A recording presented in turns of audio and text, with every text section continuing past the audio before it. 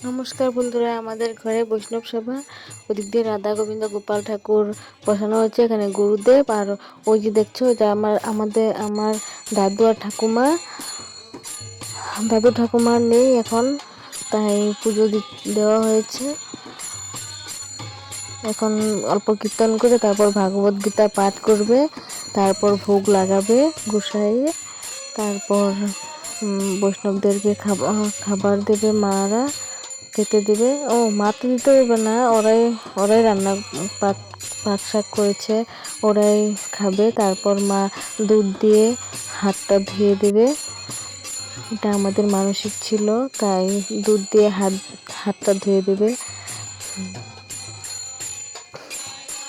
এখন কীর্তন করবে, করার পর ভাগবত গীতা পাঠ করবে। ভাগবত গীতা পাঠ করা হয়ে গেছে, আমি ভিডিওটা বানাতে পারিনি, তাই ঘরে অনেক কাজ ছিল। ভোগ লাগানো হয়ে গেছে। তারপরে দুধটা যে দেখালাম, ওইটা হারাধন বলছে যে বৌদিমণি তুমি তো আমাকে হাত দিয়ে দুধ দেওয়াওনি, আমাকে ধুয়ে দিবে।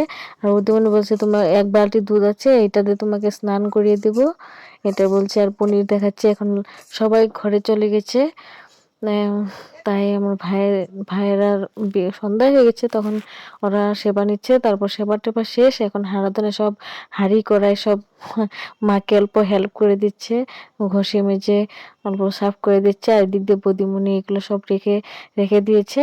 এইটুক পর্যন্ত এখন। ভিডিওটা ভালো লাগলে প্লিজ আমার চ্যানেলটাকে সাবস্ক্রাইব করে দিও আর লাইক করে দিও।